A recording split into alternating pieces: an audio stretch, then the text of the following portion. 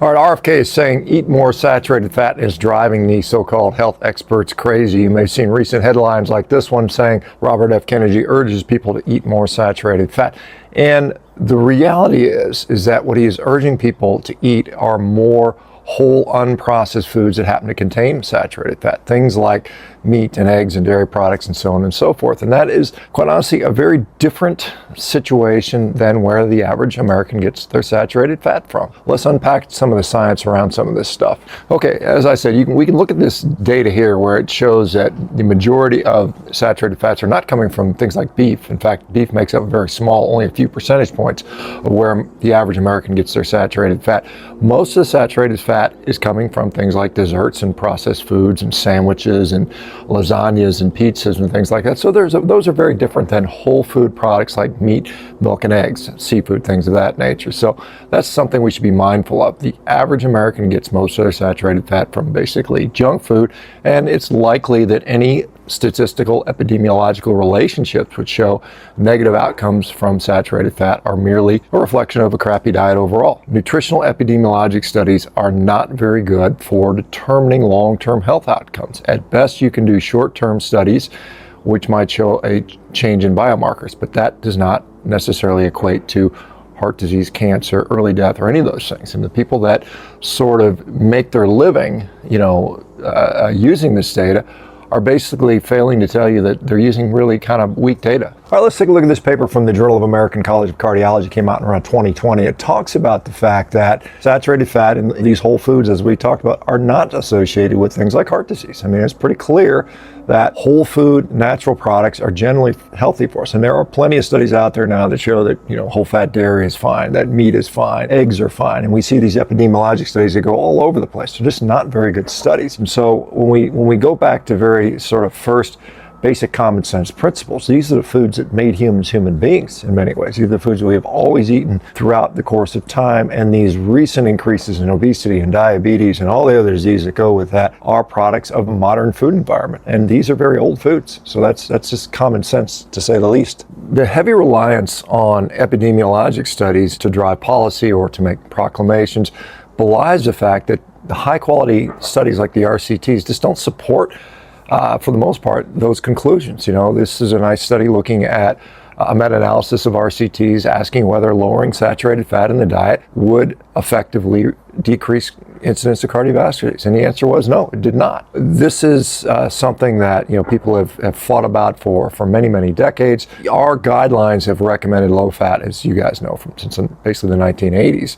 And it has not driven down the chronic disease epidemic for sure. You can argue about cardiovascular mortality being better because we have more life-saving techniques and technologies, and we've also limited our smoking significantly. We went from a high of about 45% of the Americans smoking in 1954 to today where about 12 to 13% of us smoke. And so that alone had a massive impact on cardiovascular survival, cardiovascular incidence, and then of course the advanced technological things that we've done. So the dietary change to a low-fat diet has not significantly improved quality of life outcomes. The other sort of criticism that always gets levied is, if you eat a lot of saturated fat, it's going to drive up your LDL cholesterol, and that is associated with heart disease.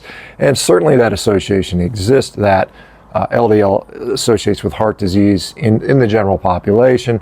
Again, we can talk about special population. We can talk about metabolically healthy people, for which we have a relative dearth of data. And the data that's coming out these days that looks at those individuals in those populations tend to show perhaps not an increased risk for cardiovascular disease. And we have to also remember that, let's just say you go on a crazy carnivore diet or a ketogenic diet or a low carb diet, and it results in your improvements in metabolic health, better glycemic control, less inflammation, better blood pressure, less obesity, so on and so forth. All of those things unequivocally will increase the likelihood of you not having heart disease. That is to say, as your overall metabolic health improves, and some studies suggest that diabetes is the biggest risk factor. You can look at this Women's Health Initiative done back in 2021, where it shows a dramatic increase in rates of diabetes when it comes to diabetes driving heart disease. The other thing that's important is saturated fat only has a minor effect on LDL cholesterol levels anyway,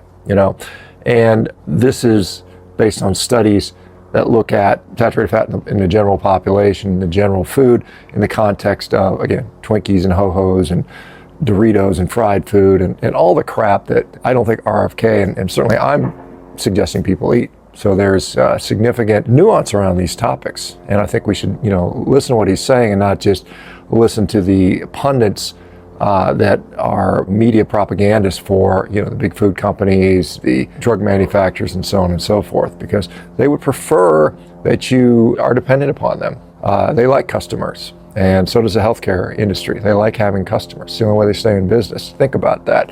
And the only way they stay in business long term is to keep you chronically hooked on drugs for the rest of your life. If that's not something you're excited about and you want to get off drugs and don't be chronically hooked on the medical system, check out what we're doing at Revero. We are consistently getting people off pills. We are consistently reversing diseases. We are consistently treating the root cause. We are consistently providing the support, the day-to-day support that it takes to get people through the lifestyle changes that are necessary and make them permanent. That is the whole deal here. It's not some big secret. It's not some magic formula, not some magic supplement, some magic pill, potion, or injection or procedure. It's just consistency with lifestyle, diet, nutrition, so on and so forth, and getting the care you need and the people that can help you to achieve that. All right, one final thing I'd like to say on this topic is saturated fat. Now, it's clear that humans spend a lot of time acquiring food, things like hunting. That required some level of work and effort to put into that. And it's not that you can just eat unlimited amounts of saturated fat or foods containing them, even if they're whole foods like milk, eggs, dairy products, and so on and so forth. And completely have no negative consequences from overconsumption. Realize that if you're, and the reality is most of us aren't out hunting for our foods. We're kind of sitting back at the camp waiting for the food to be brought to us. So there is a limit to how much you can consume. Now, many people find that the appetite is suppressed so much that they don't overconsume. However, that doesn't happen for everybody. And there are people that I have seen that have been able to put on excess body weight by eating these so-called whole foods. So we have to have some level of caution here, that we have to realize that, we want to make sure things are going in the right direction for us, right? So the goal is, to either get lean or remain lean. I think activity is an incredibly important part. I think it's part of the equation. I think we should be physically active people. And I think the saturated fat fuels that. If we're going to just be sedentary, then we're going to have problems. Okay, so saturated fat inherently is not bad for us, but like anything, too much of a good thing can be a bad thing. And how do you define too much? Well, I'm gaining body fat, I'm having negative consequences show up in some other form or fashion. Anyway, y'all, thanks for watching. Check out this other video if you want to learn some more stuff. We'll talk to you soon.